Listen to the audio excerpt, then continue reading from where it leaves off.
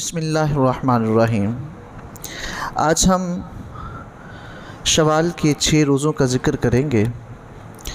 رمضان المبارک اختتام کی طرف بڑھ رہا ہے اور اس کے بعد شوال کا مہینہ آئے گا اور اس کے 6 روزوں کی بہت زیادہ فضیلت ہے، جس کو شش عید کے روزے بھی کہا جاتا ہے۔ شش کا مطلب 6، عید یعنی عید کے بعد اس مہینے میں جس مہینے میں عید آتی ہے، تو اس کو عام عرف عام میں شش عید کے روزے کہا جاتا ہے۔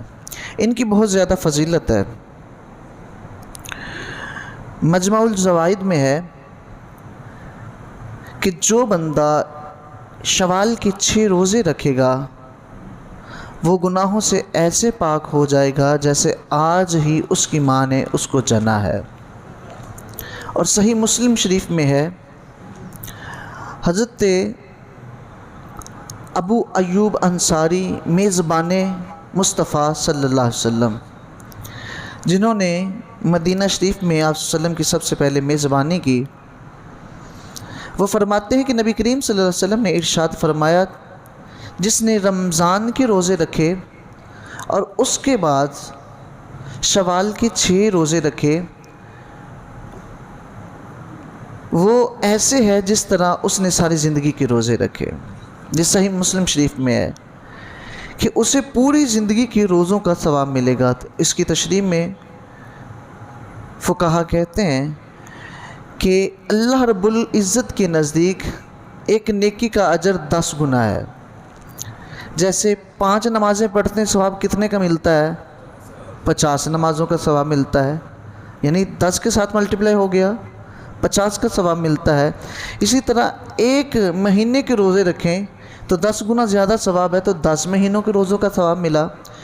تو اب جو 6 روزے ہیں شوال کے، اب وہ روزے رکھے تو 60 روزوں کا ثواب ملا، یعنی 10 مہینوں کا روزوں کا ثواب جو ہے وہ رمضان المبارک کے ہو گئے، اور باقی 2 مہینے جو بچے تھے شوال کی 6 روزوں کا ثواب اس کے برابر ہو گیا، تو پورا سال کہ روزے کا ثواب اس کو مل گیا۔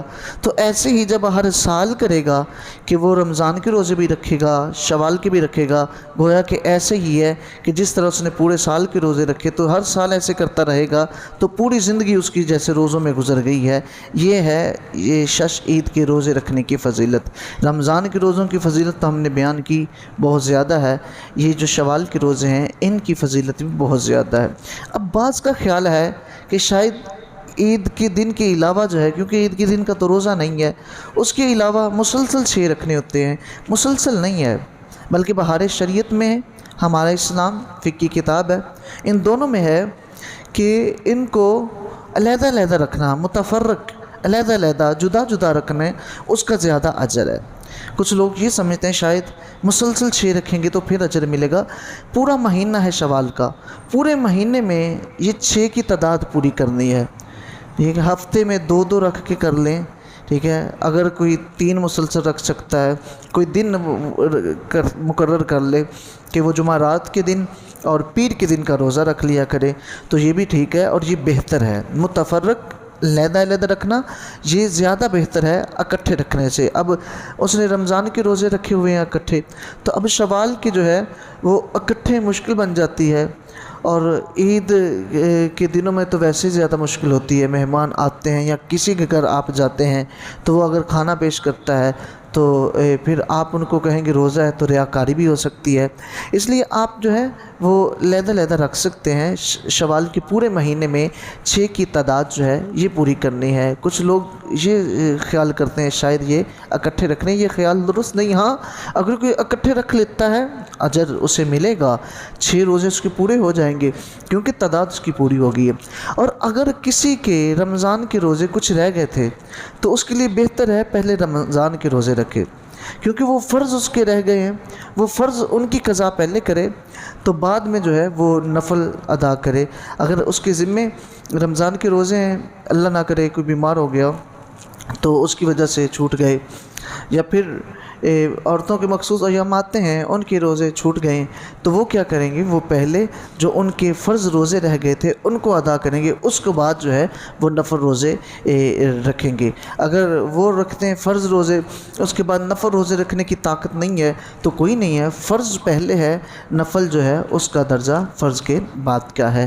تو جو روزے عید کے ہیں، یہ شش عید کے جنہیں شوال کے روزے ہیں، یہ اسلاف سے چلتے آ رہے ہیں، کیونکہ حدیث پاک میں حضرت ابو ایوب انصاری رضی اللہ تعالیٰ عنہ کی حدیث میں نے آپ کے گوش گزار کی ہے۔ تو ہمارے اسلاف رکھتے تھے، اب تو بہت کم ہو گیا نا جذبہ لوگوں کا۔ یہ جو شش عید کے روزے ہیں یہ ہمارے بڑی پابندی کے ساتھ، روٹین کے ساتھ رکھتے آئے ہیں، اور ہمیں بھی رکھنے چاہیے کیونکہ ان کی فضیلت بہت زیادہ ہے۔ دعا ہے کہ خالق کائنات ہم سب کو فرائض کے ساتھ ساتھ سنتیں اور نوافل بھی ادا کرنے کی توفیق عطا فرمائے۔ وآخر دعوانا ان الحمد للہ رب العالمین۔